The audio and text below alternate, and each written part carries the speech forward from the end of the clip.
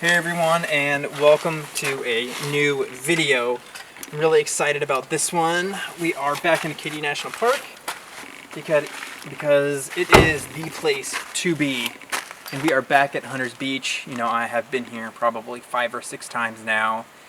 And I am trying to figure out if I'm going to take a panorama around 2 a.m. or if I'm going to try it around 3 a.m. because I'm going to try to knock out 2 huge panoramas in 2 different places of the park in one night, which is pretty insane because I have this composition here and I have another even bigger composition out at Thunder Hole that I really want to try to get as well. And while I could come back here maybe Wednesday night, I do potentially have some one-on-ones this week as the weather's a little bit nicer, more clear. We have new moon. And we're just kind of waiting on seeing what the clouds do because it's spring and the weather has just been all over the place and very difficult to manage with the one-on-ones and my personal day job as well. So we are very excited for new moon and panoramas. So let's get going down in Hunter's Beach.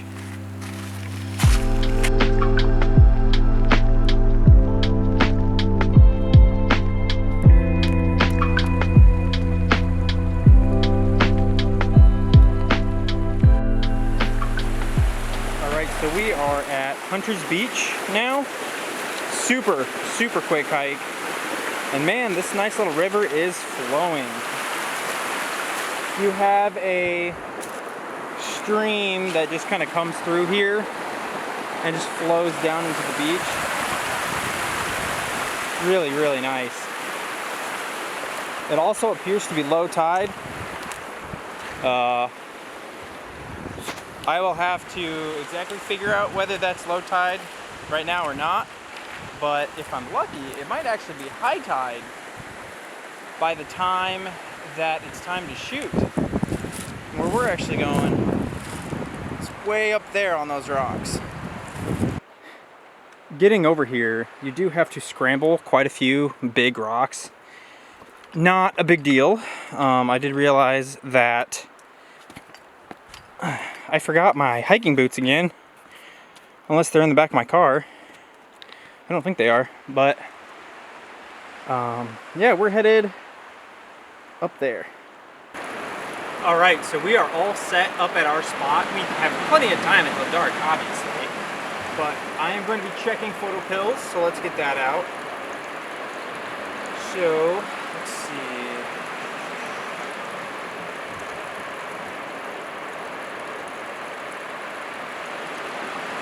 Alright, so we got photo pills up, and I really can't tell where the sun is because there's this big, tall hill, but I'm just going to guess, and I think,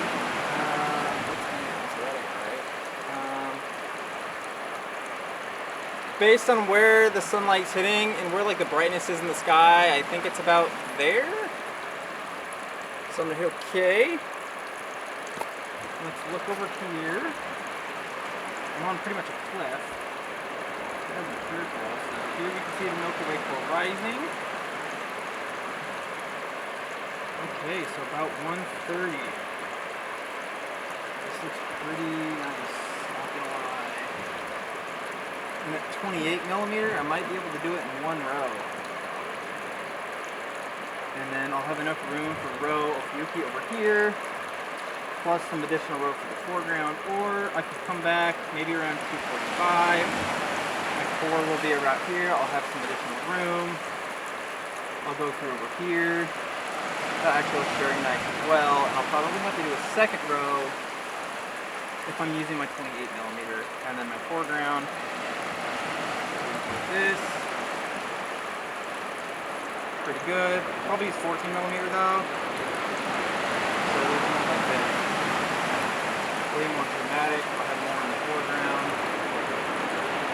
That looks nice. So I might use the 14 millimeter for the sky too, and that way I can just get it in all one row. That would be a lot easier, especially since I'm pressed for time today. So why don't we take a test panorama with our phone? So I have the S21 Ultra. It's an older model. of the Samsung. So here, I'm gonna go to ultra wide. So one, I'm gonna go to 0.1 or 0.6. That's 14 millimeter. I'm gonna hit go, and then I'm gonna go across here, like that, and there we go, and stop. Preview that. You know, obviously it's not perfect, but I'm pretty sure the water is almost going to be right up to, you know, these big rocks here. So it should be pretty awesome. I'm not going to lie. I might have to figure out where I'm going to stand in the shot if I want to stand in the shot, but it should be a pretty nice shot. Alright, so we are now at Thunder Hole, and I got my tripod set up here just to give you guys an example of where my shot kind of needs to be taking place. And the plan is I want to take approximately about a 275 or 300 degree panorama that I'm probably just going to turn into 360 degrees anyways. So it's always a great idea to plan with your phone on how the foreground is going to look. I'm going to pop up a screenshot of one that I just took, and the way that I'm going to do this is I'm probably going to have just the regular ball head on for the panorama, and I'll do that, and I'm going to take that during blue hour because I have some pretty crazy depth of field with the stairs right here and how it just kind of goes along down the path, but it looks really, really cool in my cell phone panorama, and I really hope that translates well to a night shot. And essentially I'm going to go here, all the way through here, and all the way over to there. So without further ado, let's grab the camera so I can show you guys what this is going to look like. So, and also look at this spot, man. Like, I am 2 feet from a 100-foot drop.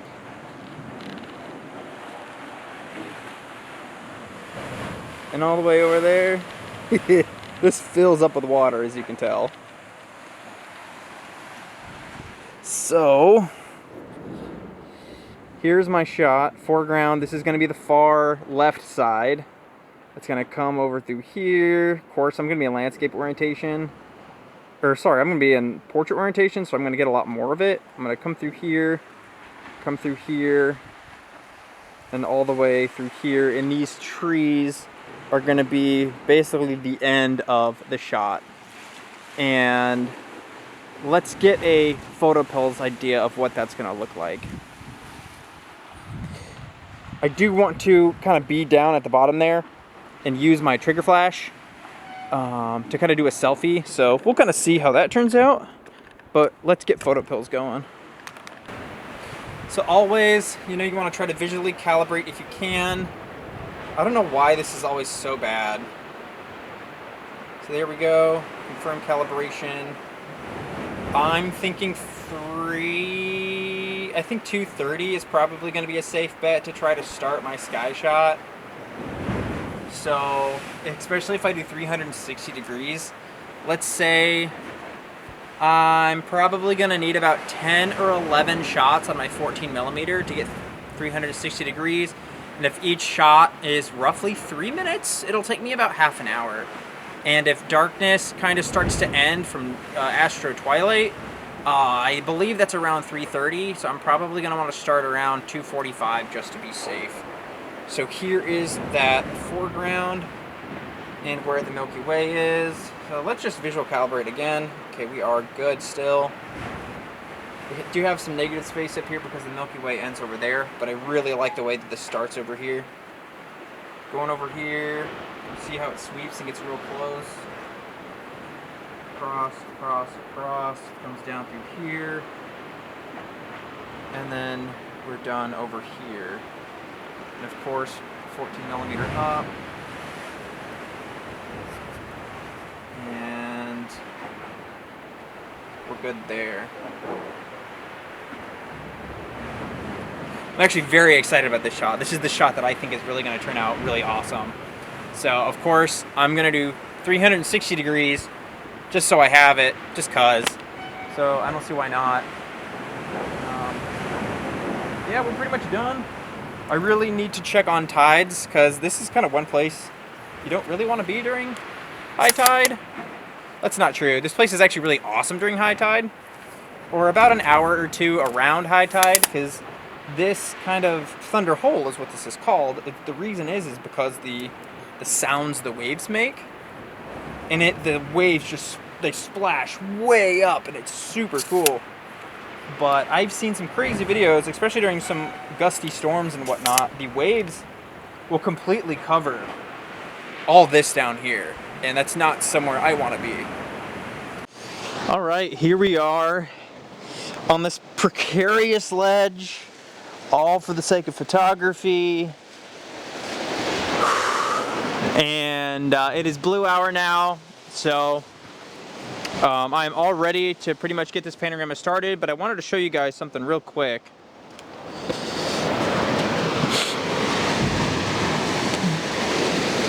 I'm using this thing called a nodal rail. Well, it's like half a nodal rail. Let's get this all focused in. Give me one moment. Of course, it doesn't want to focus. It is on autofocus, but I'll just manually do it. So you see how my camera is more so centered over the tripod in the center of the lens rather than the center of the camera. So that is to help with something called parallax.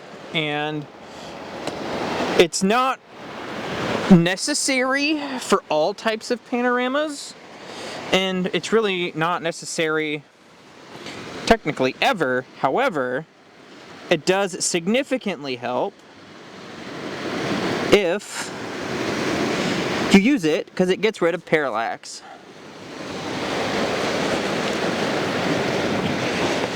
Which is a great way to explain parallax is look behind. So put your finger up, look behind you, and wink with each eye. And you see how your finger moves in position to the background. And that only happens when you have like pretty extreme depth of field, like I have here. I have this really close area here, and then I have obviously the way far background. So I'm gonna try to help my camera and help my editing software by using this tiny little nodal rail I have. And hopefully that helps, is all I can say, is hopefully it helps. So let's get shooting this, let's get to shooting. Well, the stars are starting to come out now, and I think it's time for a nap. I played around a lot with different foreground stuff. I tried some light painting. I went over there with my flash. I tried to do a little selfie. Wasn't super happy with it. I don't think I'm gonna end up using it, but we'll see. Maybe I will, maybe I won't. But the light painting, it's just too much for this massive path to do all this light painting through every frame to try to figure out how to blend it in post, and it's just more complicated than I want to do, or do I give a crap about. So I think it's time for a nap and to head over to Hunter's Beach.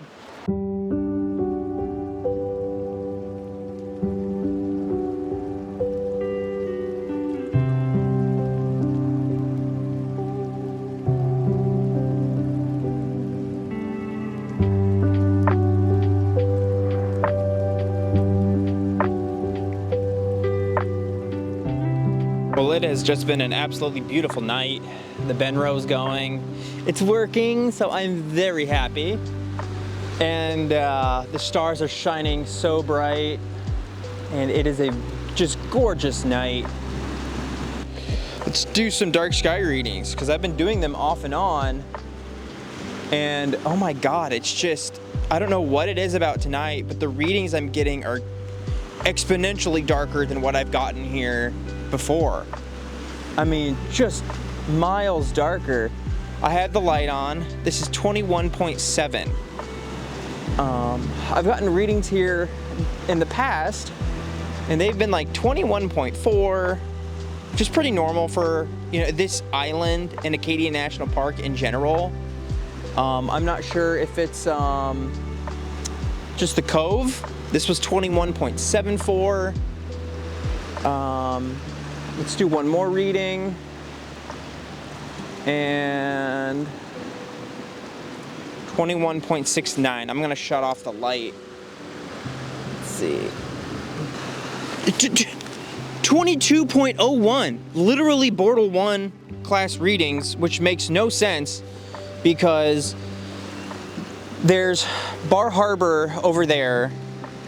I am at one of the very southern tips of Acadia, but still, like, it doesn't really make all that much sense for these readings to be so much darker than they've been before. I do have a new battery in here. I wonder if that's it, but I mean, I don't know. I don't know if the tree line is just perfectly shielding all the light pollution. Could be. But, you know, the winter Milky Way shot that I got last time here, facing the other direction, you can clearly see light pollution in the photos. So I'm not sure why the readings are so dark, but I'm not complaining. The shots look fantastic. In fact, it's so dark, I'm not sure if the conditions are just so good, but there's almost a natural star glow effect. And there's no clouds. I mean, I don't know if there's like a little bit of smoke or something, or if there's just a little bit of, you know, humidity in the atmosphere, but like the big stars just have a star glow effect, which, you know, I'm not complaining. It looks really nice. But I couldn't tell you why. But hey, I'm loving it. It's a really great night overall. I'm super pumped to get these shots. I think the what's this place called? The Thunder Hole panorama is probably going to be pretty annoying and pretty challenging to put together. I opted for a really long shutter speed to try to get a little bit more nebulosity detail. So I did 4 minutes per shot on 14 millimeter, and it worked out great. The stars look phenomenal. It's so dark tonight. It's fantastic. And that just means that there's a lot of foreground movement, and with, you know, the trees and crap, it makes blending really annoying, especially for blue hour stuff. So we'll see how everything works.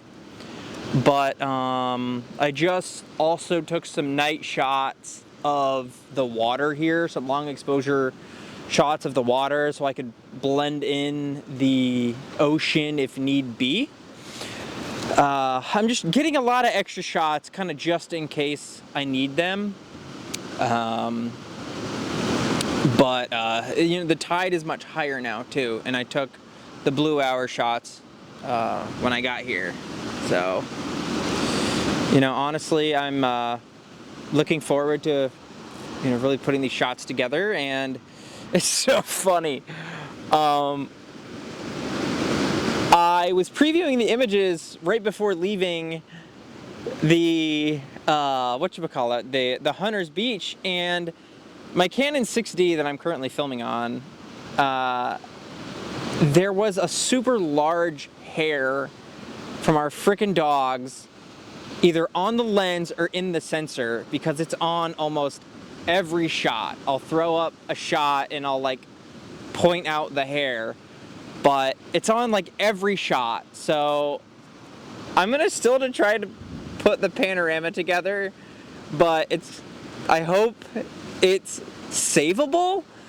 It just might require a lot of eraser tool or clone stamp or something to try to fix all the stupid hairlines. And it's so funny because after I noticed it, you know, I'm checking the lens and I check the sensor and there's no hair, but it's on all 20 of the photos for the sky.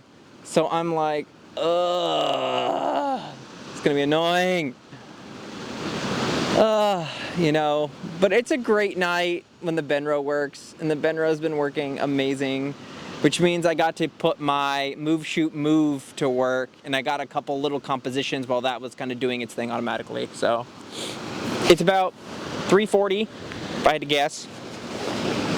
The twilight should just about start now, but I think that's gonna wrap up this video, and I hope you guys enjoy these very few shots that I have, because this was a very heavy focused night on these two mega panoramas that I've had my idea on, and I hope you enjoy these couple single shots, not really single shots, but like these tracked blends from the move shoot move that I broke out. So hope you enjoy these shots.